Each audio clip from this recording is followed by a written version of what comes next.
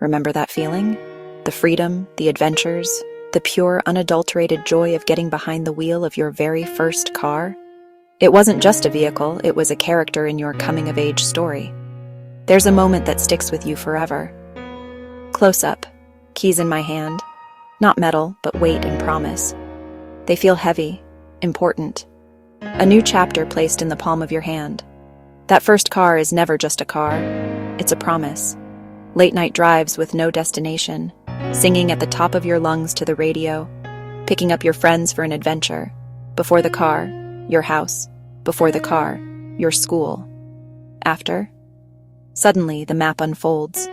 Every road becomes a possibility. My first car was a 1998 Ford Escort, faded forest green. It wasn't a muscle car, but it had my heart from day one. The smell of that first car is something you never forget. Old upholstery, stale fries, that cheap air freshener. Getting behind the wheel for the first time by myself was a ceremony. I adjusted the seat. I fiddled with the mirrors. I turned the key. That sputtering engine coming to life was the sweetest music I had ever heard.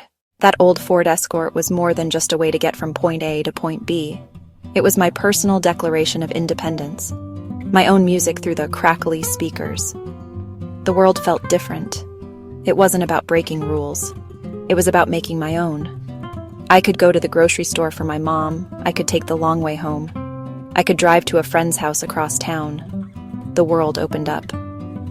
I was in the driver's seat, literally and figuratively. We would just drive, sometimes for hours, with the windows down, letting the night air rush in. A trip to the movie theater without my parents.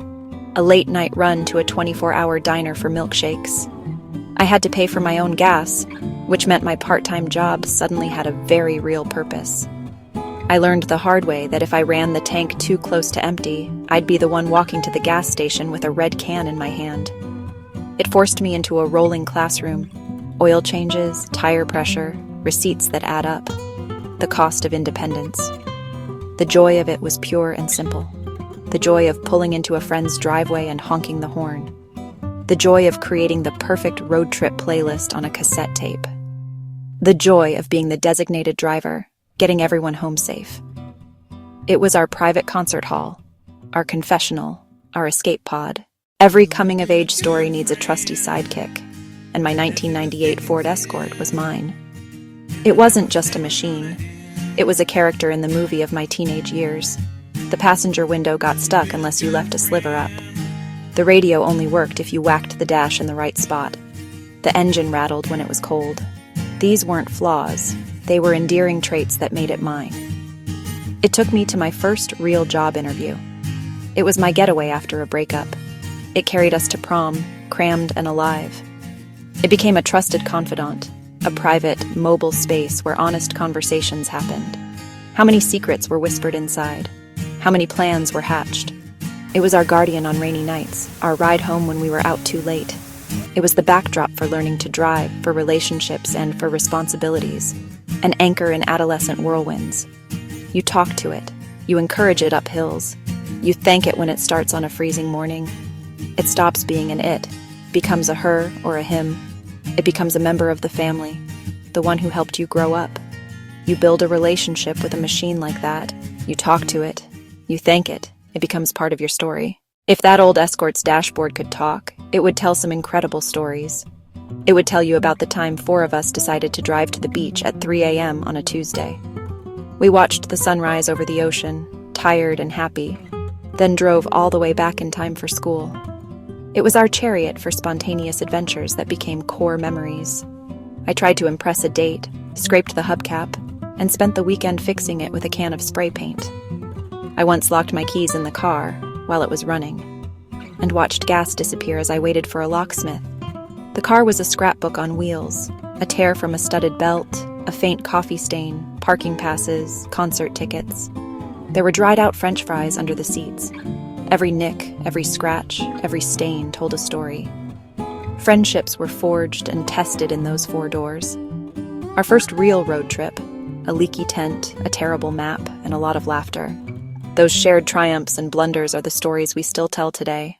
Driving that first car taught me more than just the rules of the road. It taught me invaluable lessons about life.